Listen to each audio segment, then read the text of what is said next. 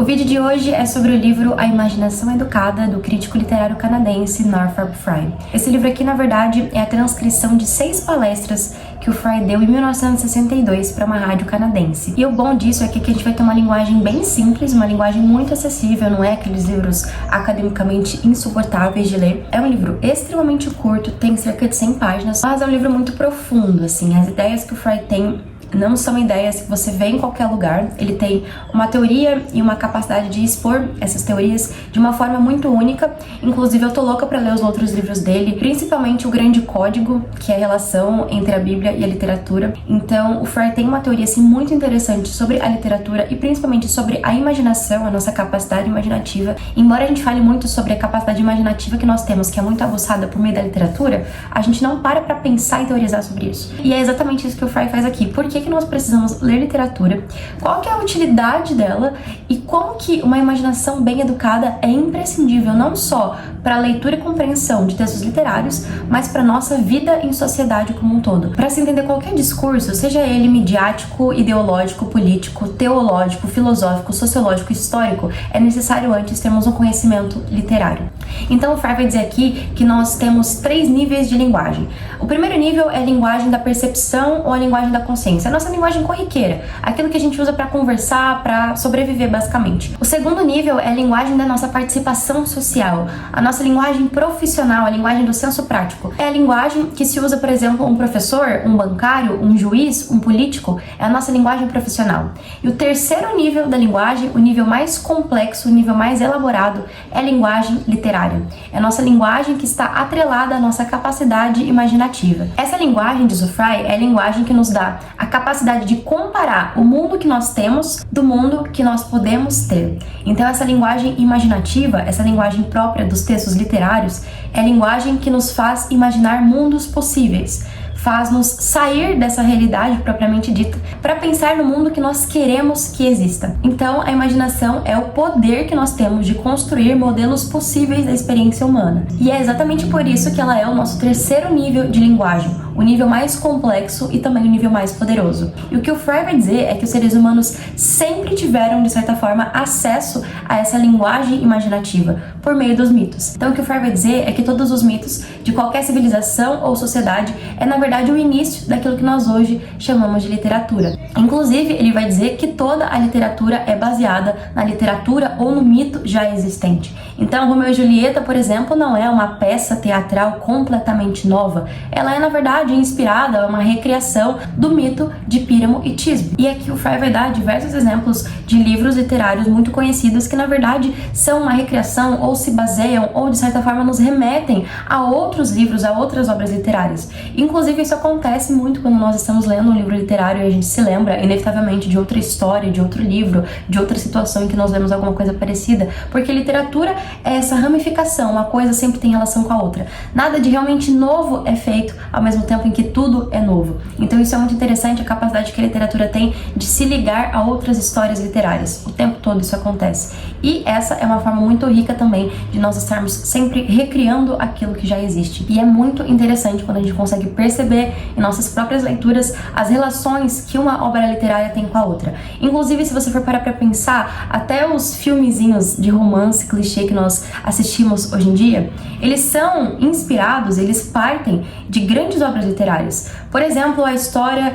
de um homem e uma mulher que se odeiam. Eles não se dão bem, mas no fim eles se amam e acabam juntos. É basicamente uma releitura ruim de Orgulho e Preconceito de Jane Austen. Então nada é feito a partir do zero, até mesmo os filmecos ruins que nós assistimos. Há também as histórias literárias de personagens que se amam apaixonadamente, mas não podem ficar juntos por alguma força superior que faça com que eles fiquem separados, mas eles sacrificam tudo para que fiquem juntos um com o outro. Inclusive, sacrificam a própria vida. Isso é basicamente Romeu e Julieta. Então eu tenho certeza que você consegue pensar em diversos filmes que têm esse mesmo enredo de Romeu e Julieta, de Orgulho e Preconceito, que são os clássicos românticos literários, mas que conseguem influenciar outras formas de arte, inclusive o cinema. Então algo muito interessante que o Frye vai dizer é que um físico contemporâneo, por exemplo, ele provavelmente sabe muito mais que Isaac Newton, porque a ciência progride, a ciência evolui, mas a literatura não, porque a literatura ela nos dá um modelo possível da experiência humana. E o que ela produz é um modelo literário que denominamos clássico. A literatura não evolui, não se aprimora e não progride. Então os mitos e as histórias clássicas que nós temos hoje não são nem melhores e nem piores do que os mitos fundamentais, os mitos primeiros. E como é que essa linguagem literária faz para existir? Como que ela é? Qual que é a sua estrutura?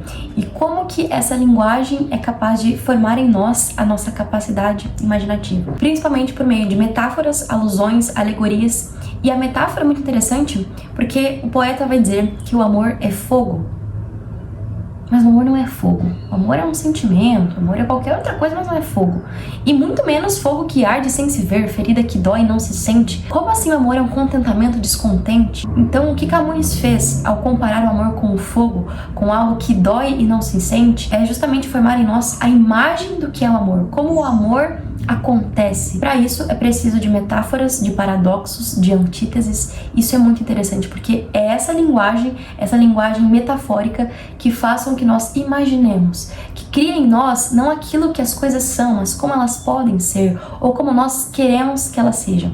E isso é o poder da capacidade imaginativa e da linguagem literária que produz em nós essa forma, essa imagem que nós temos de sentimentos, por exemplo, algo comum a todos nós. Então, a linguagem imaginativa, a linguagem literária cria essa universalidade, esse modelo primeiro, esse modelo possível da experiência humana, que é então sentido vivido por todos nós. Então, o que é muito interessante é que, ao mesmo tempo em que tudo é novo, tudo é também reconhecível. A comparação que o Freud vai fazer é a seguinte: da mesma forma em que nós enxergamos em um bebê um novo indivíduo, uma pessoa completamente diferente das outras, a gente consegue enxergar nele um ser humano.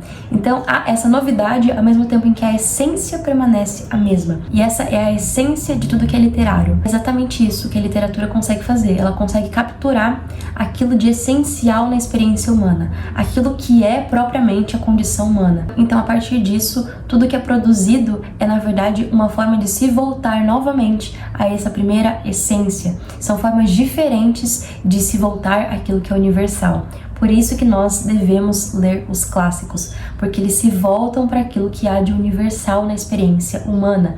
Desde a época de Virgílio até a época de Shakespeare, por exemplo, eles buscam essa mesma universalidade, ainda que de formas diferentes. Então, a partir disso, é extremamente importante que nós conheçamos os mitos clássicos, os mitos greco-romanos e, inclusive, a Bíblia, os mitos bíblicos. E aqui o próprio Fry vai dizer que essa ideia de mito como algo inverídico, como algo falso, como uma mentira, é, na verdade, uma degradação da linguagem. O mito é, antes de tudo, uma explicação para a realidade. Então, essa explicação pode ou não ser verdadeira, mas ela é ainda uma forma de tentar compreender e explicar a realidade. Como tudo começou a existir, por exemplo, como que o mal entrou no mundo. Então nós temos o mito de Adão e Eva, que o mal começou porque Eva tomou do fruto, e nós temos o mito de Pandora, que é um mito grego, que tem também essa ideia de abrir uma caixa proibida. Todo mal vem para o mundo a partir de Pandora. Então vejam que há uma relação, inclusive, muito forte entre os mitos clássicos e os mitos bíblicos. Por isso é extremamente importante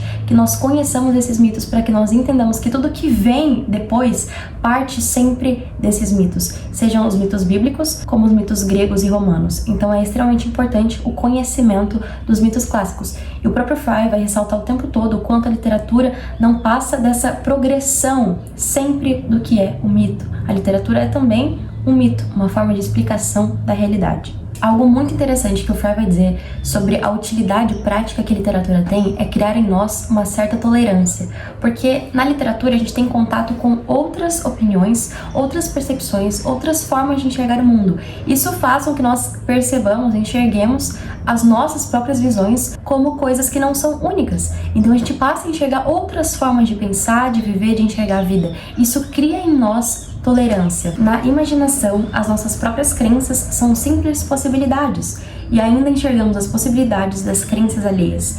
Fanáticos e preconceituosos raramente tentam tirar proveito da arte. Estão obcecados demais por suas crenças e ações para enxergá-las como talvez simples possibilidades. Então, a arte e a literatura, essa imaginação faz com que nós possamos enxergar as nossas próprias crenças como possibilidades. E nós temos também acesso a outras possibilidades de crença. Isso cria em nós, então, uma certa tolerância. Então, essa pode ser considerada, inclusive, uma utilidade prática para lermos literatura, como vai dizer o Fry. O escritor não é nem um observador e nem um sonhador. A literatura não reflete a vida, mas também não escapa ou se retira dela, engole-a. E a imaginação não para enquanto não engolir tudo. Então a literatura, ela não reflete a vida, mas ela também não escapa da vida, ela vai engolir a vida. Então tudo que há na vida, há também na nossa literatura. Então é exatamente essa capacidade imaginativa, pensar novas possibilidades de mundo, de existência, de experiência humana, talvez seja a única coisa que importe a nós manter viva. Então é por isso que a literatura nunca morre. Então essa ideia também de perda de identidade e de tentar recuperar de alguma forma essa identidade é algo muito presente na obra de Freud, é algo muito interessante para pensarmos por que nós produzimos literatura, por que nós não nos contentamos com esse nosso mundo, com as coisas reais, com as coisas que existem, porque há em nós esse ímpeto imaginativo, por que faz parte da essência humana, desde as primeiras civilizações, criar, imaginar, pensar em realidades possíveis, prováveis. Por que a gente não se contenta com aquilo que a gente tem e passa a pensar e imaginar aquilo que a gente quer? Por quê? Por que isso acontece? Há algo dentro de nós, há esse ímpeto imaginativo que nos faz sempre ansiar por mais. Por quê? Aí você pode buscar explicações para isso, explicações inclusive religiosas. O fato é que o mundo que existe aqui nunca foi suficiente. Por isso que a literatura existe e sempre existirá. Por isso que é impossível tirar de nós esse ímpeto imaginativo, essa linguagem literária, essa capacidade humana criada há muito tempo de buscar algo mais. E o que é mais interessante que o Freud vai dizer é que a literatura não nos dá somente esse mundo possível e imaginativo de coisas perfeitas, de algo que nós queremos, mas ela também nos dá um mundo pior do que o mundo que nós já vivemos, um mundo pior do que o mundo que existe. Então o que é interessante é que nós temos acesso ao amor e ao desprezo, à beleza e à feiura, a verdade e a mentira, a bondade e a maldade. Tenho certeza que você já leu livros literários assim incríveis, que você chega ao final é feliz, é maravilhoso, tudo perfeito, é lindo. Aquilo é a bondade, a verdade, a beleza humana em sua forma mais maravilhosa possível. Mas eu tenho certeza que você também já teve acesso à literatura que descreve, que demonstra, que retrata o desprezo, o horror terrível, a loucura, a maldade. E tudo isso faz parte do que é a natureza humana. Nem perfeição completa e nem perdição total. Nós temos acesso a essas duas formas de existência. Então o que a literatura é? É a representação de coisas que nós queremos e de coisas que nós não queremos também. Então ela é a nossa referência para tudo, para bons mundos e para mundos terríveis. Pense em uma cena dramática, de ódio e crueldade. Nós vemos o ódio e a crueldade, que sabemos serem coisas reais e permanentes na vida humana, mas nós vemos isso pela ótica da imaginação. O que a imaginação inculca é o horror, mas não o horror paralisante e nauseante de um arrancar de olhos, por exemplo, vistos pessoalmente, mas um horror exuberante, alimentado pela energia do repúdio. Isso é muito importante. O que temos aí é uma poderosa representação daquilo que não queremos para a nossa vida. Então o que a literatura faz, inclusive, é refinar a nossa sensibilidade. Então quando a gente vê uma cena terrível, por exemplo, de desprezo, de ódio, de tortura, nós vemos algo que nós não queremos para a nossa vida. E aquilo não causa um terror paralisante, como ver uma cena dessa na vida real, mas é um terror exuberante, o Freud vai dizer, um terror que nos aguça a sensibilidade daquilo que nós não devemos, daquilo que nós não queremos e não podemos nos tornar. Então a literatura continua a apresentar as maiores depravações como entretenimento, mas apelando não ao prazer obtido nelas, e sim à alegria de manter-se ao largo delas e poder enxergá-las pelo que são, justamente porque não estão acontecendo de verdade. Quanto maior a nossa exposição a crueldades pela ótica da literatura, menor é a nossa chance de encontrar nelas um prazer secreto. Então é exatamente por isso que a literatura refina-nos a sensibilidade. Ao ver em uma obra literária a maldade, o desprezo, o ódio, a violência, a tortura, a perda de liberdade, tudo o que há de mais terrível na experiência humana, isso vai fazer com que nós queiramos nos afastar daquilo, justamente por essa capacidade do distanciamento imaginativo que nós temos da cena. Aquilo não é a vida real. Há uma certa distância entre nós e aquilo que nós lemos. E é exatamente essa distância imaginativa que faz com que a nossa sensibilidade seja refinada. Então, algumas das finalidades práticas que o Freud dá para a literatura é justamente produzir em nós a tolerância de enxergar novas possibilidades de mundo, de crença, de existência, e também produzir em nós a sensibilidade de enxergar péssimas cenas terríveis, desprezíveis, mas fazendo com que nós jamais queiramos nos tornar aquilo que estamos lendo. Então o que o Freud vai dizer é que a literatura nos dá uma experiência que nos estende verticalmente às grandes alturas e as grandes profundezas do que a mente humana é capaz de conceber, até aquilo que corresponde aos nossos conceitos religiosos de céu e inferno. E é óbvio que isso produz em nós, então, um querer. Que tipo de mundo nós queremos, que tipo de mundo nós não queremos, que tipo de pessoa nós queremos ser e que tipo de pessoa nós não queremos ser. A literatura nos dá referência, possibilidades de existência e também, em decorrência disso, possibilidades de escolha. Isso aqui é uma das coisas mais brilhantes que ele fala, o que é a literatura. Ela não é uma exposição de peças enfeitadas com fitinhas azuis e vermelhas, como um concurso de gatos, mas o escopo da imaginação humana, tudo o que há de possível na imaginação humana, articulada conforme se estende desde as alturas do paraíso imaginativo até as profundezas do inferno imaginativo. A literatura é um apocalipse humano, é a revelação humana. Então, o que é a literatura?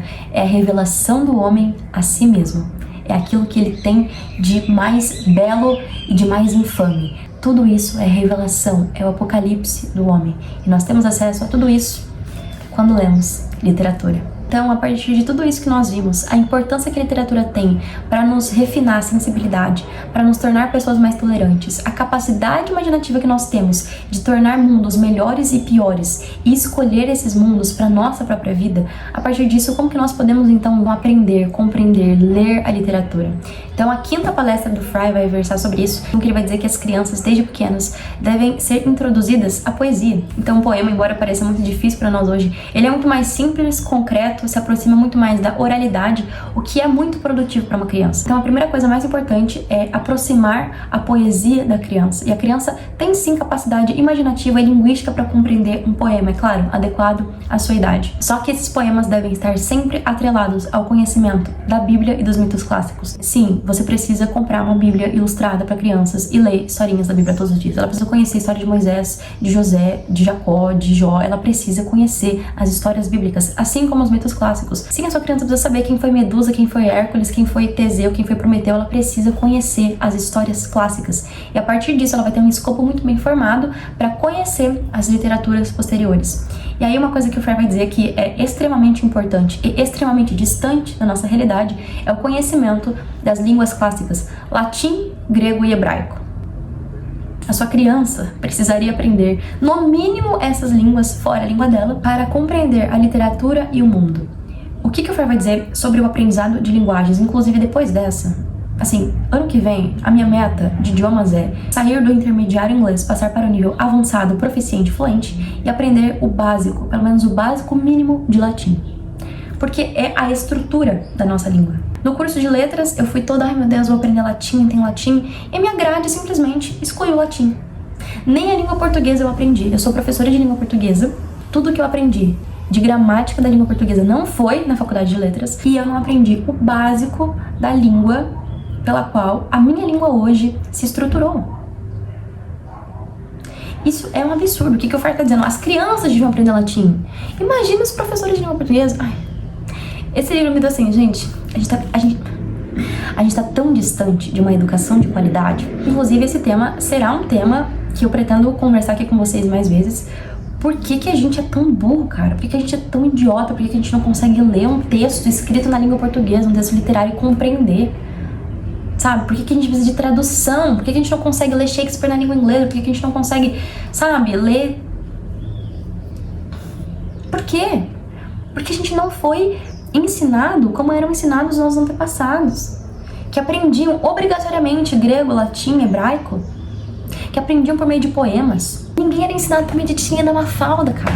A gente aprendia por meio das grandes obras clássicas. O que a gente precisa fazer? A gente precisa inventar novas formas. Educação dos enseístas, educação moderna contemporânea. A gente precisa voltar ao clássico, ao tradicional. O que produziu os maiores gênios da humanidade? A educação clássica. Por que não existe mais nenhum Machado de Assis, um Shakespeare, um Dante? Por causa da péssima, terrível, tenebrosa educação moderna. A gente acha inútil aprender latim, grego, hebraico. A gente é muito burro, cara.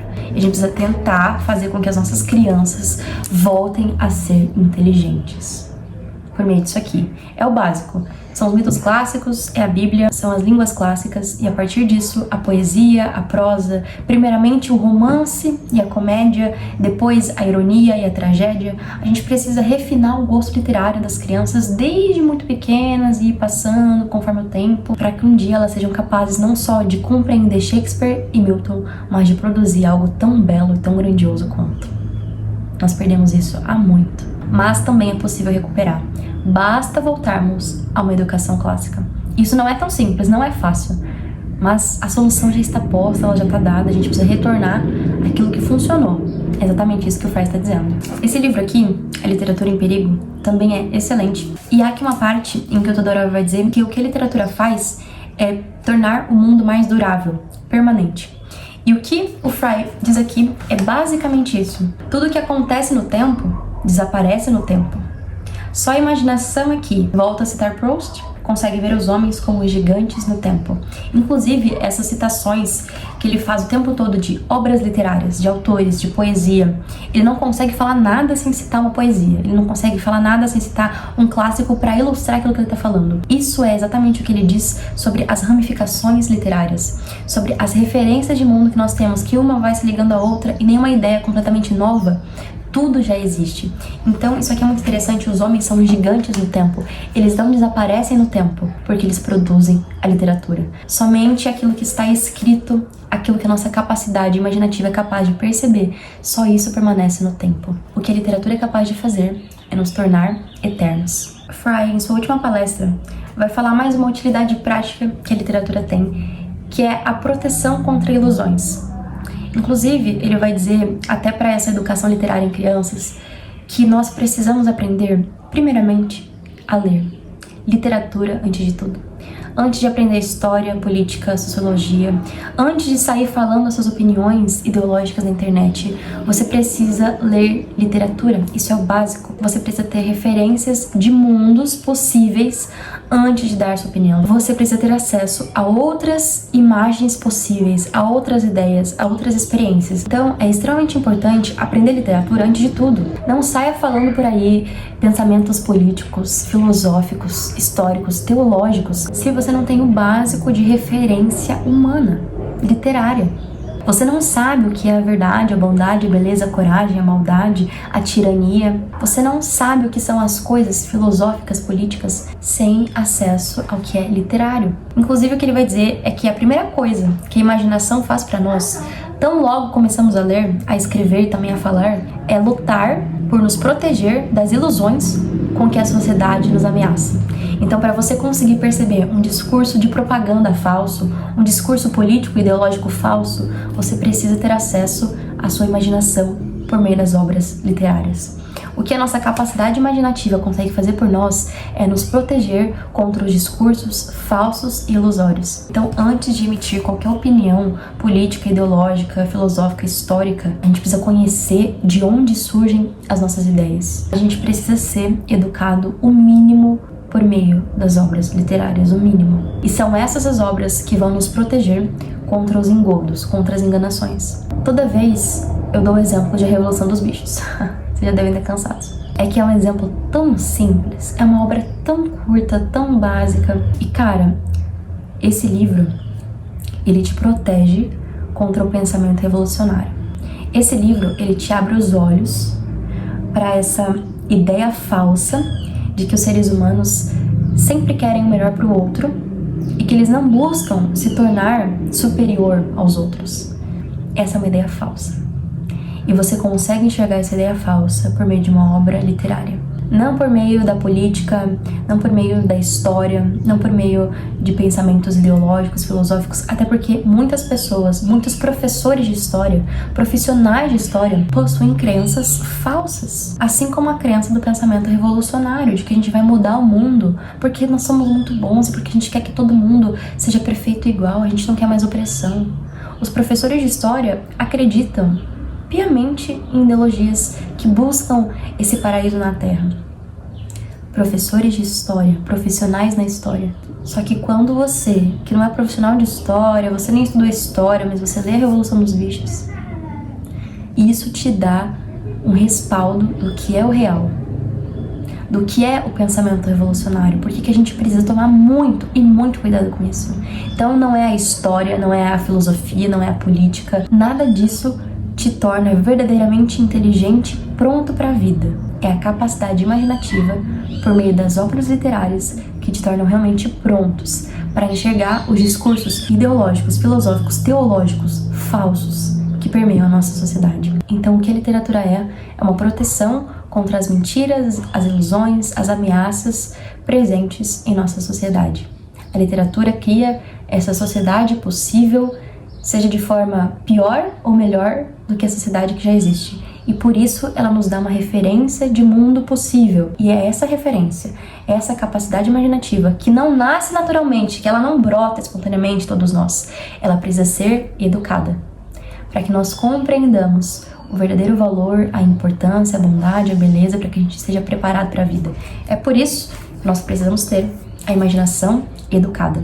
Isso é algo extremamente difícil, é um trabalho árduo que vai durar aí a vida inteira. Principalmente se, assim como 99,9% da população, nós não crescemos aprendendo os mitos clássicos, os mitos bíblicos, o latim, o grego e o hebraico, nós precisamos traçar um caminho assim muito, muito árduo. É um caminho que demora, mas é um caminho que vale a pena.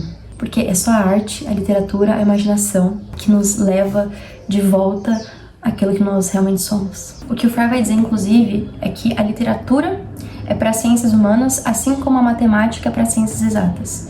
Assim como não tem como você aprender física sem saber o básico de matemática, como que você vai aprender filosofia, história, política sem o básico de literatura? Não tem como.